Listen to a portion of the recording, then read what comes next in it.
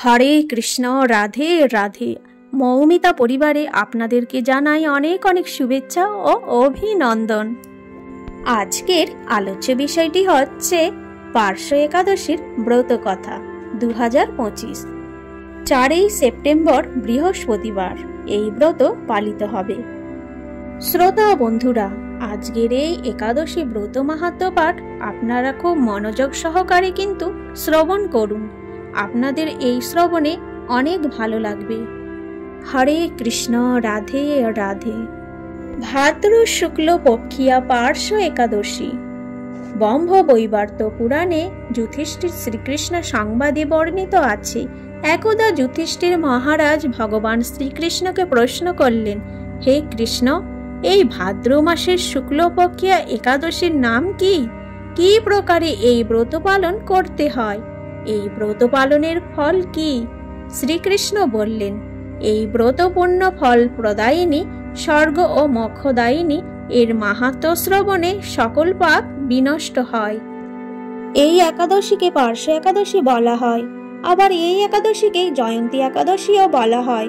এই একাদশীতে শায়িত ভগবান অনন্ত শয্যায় পার্শ্ব পরিবর্তন করেন, বাম অঙ্গ থেকে দক্ষিণ অঙ্গে শয়ন করেন। তাই এই একাদশীকে পরিবর্তনী একাদশীও বলা হয়।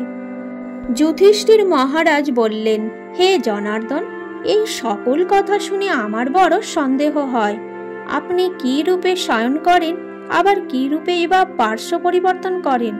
চাতুর্মাস্য ব্রতকারীর কি বিধান? আপনার শয়নকালে লোকে তখন কি করে?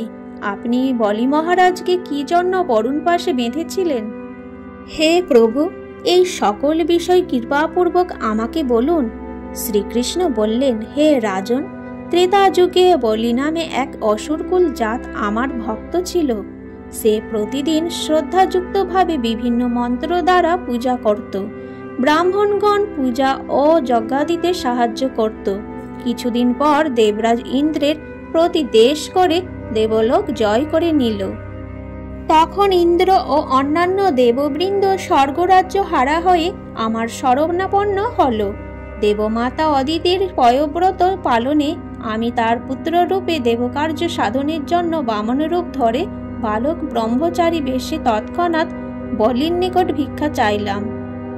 সে আমায় পূজা করে আমার অভিরুচি ভিক্ষা দিতে চাইল। অগত্যা আমি তার নিকট ত্রিপাদভূমি চাইলাম। সে আমায় দিতে সম্মত হলে আমি এক পদ দ্বারা মর্তভূমি, দ্বিতীয় পদ দ্বারা ঊর্ধ্বলোক সমূহ আক্রমণ করি। তৃতীয় পদের জন্য স্থান চাইলে বলি তখন শ্রিয়মস্তক প্রদান করেছিল। তার নম্রতা ও শ্রদ্ধায় সন্তুষ্ট হয়ে আমি আশীর্বাদ করেছিলাম যে, হে বলি, আমি সবসময় তোমার নিকট থাকব। ভাদ্র মাসের শুক্ল পক্ষিয়া একাদশীর দিন আমার অর্থাৎ বামন দেবের শ্রীমূর্তি বলির আশ্রমে স্থাপিত হয়। আর দ্বিতীয় মূর্তি ক্ষীরসাগরে অনন্ত শয্যায় শায়িত অবস্থায় স্থাপিত হয়েছে।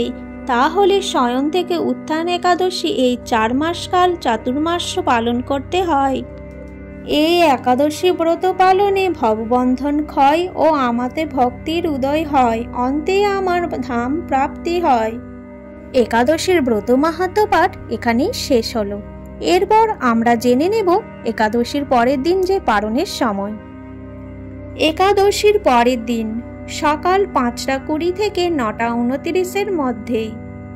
এই যথাসময়ের মধ্যেই আপনারা সকলেই পারণটা করে নেবেন।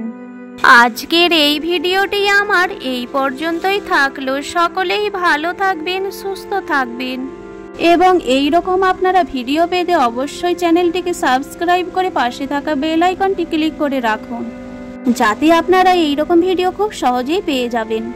আর ভালোবেসে বলুন রাধে রাধে।